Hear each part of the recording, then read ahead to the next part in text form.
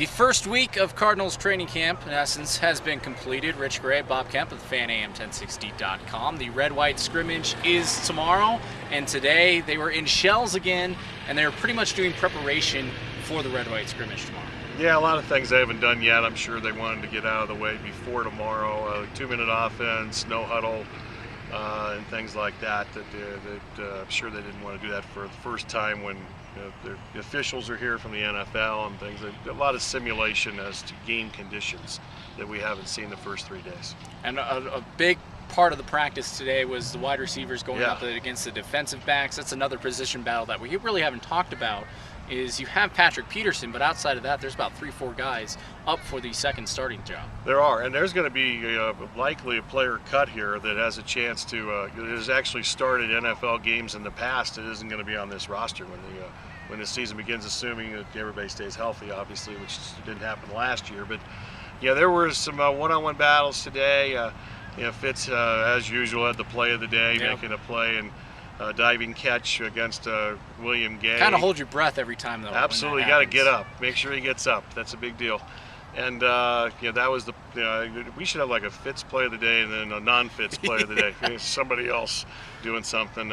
If we did have a non-Fitz play of the day, I think it was Sampson who made a really nice catch in the corner of the end zone, and then he tipped and saluted to the crowd, which I'm sure is going to be mentioned. That's not going to go over well with Wiz, but the catch was nice. Yeah, it was a pretty nice catch. Yeah, and William Gay had a rough day.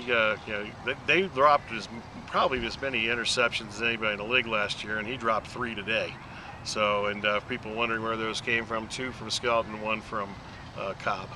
They should have been picks. Speaking of the quarterbacks, today was Kevin Cobb's day with the ones. Tomorrow's scheduled to be John Skelton's day with the ones, but since it is the Red White Scrimmage, I imagine Coach Ken Winston talked about that could change. Do you expect that to change? I would imagine they'd split it up so when they're in these kind of conditions, when there is as close to game conditions as you're going to get during a practice, that I think that they'd probably like to have both guys get an opportunity.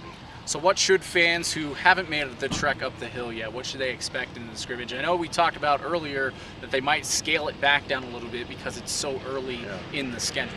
Yeah, I wonder if they're going to do that. Usually this is a 10-day into training camp, actual practice tomorrow, the Red White, and 4 days in basically. So I'm not sure. I assume it's going to be scaled back a little bit. There's going to be the goal line thing at the end, which they've done for a while, and the fans get into that. So do the players. That's used to be. I assume it's probably still you run less sprints if the offense wins or the defense wins, whatever. I think that'll be going on. As far as what to look for, I would think the wide receiver position and the cornerbacks.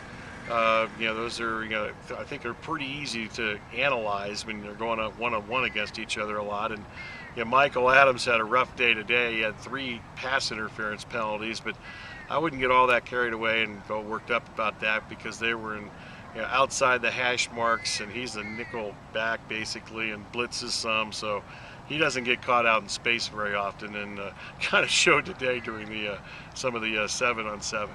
Now there's a nice turnout today, expected about 10 to 13,000 tomorrow, so if you are coming up the hill, get here early so you can beat the crowd. But again, you said this is probably the best Friday turnout in a couple of years. Yeah, it is. There are a lot of people here today. Also, I suggested on the show today that there are a lot of former ex-parking lots around here that are now buildings.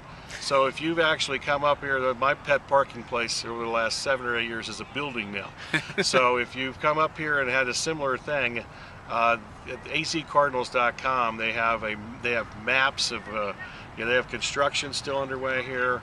So if you're coming up, I would check out the maps on the Cardinals website, and you know where to park, and because it's much different than it has been in previous years. Now, we will be done up here in Flagstaff for this week after the Red White Scrimmage, but we will be back up here. You tell the folks. Yeah, we'll be back up August 13th through the 15th for 3 more days, and that'll be the next to last week that they're up here. And they're only here 2 days that last week.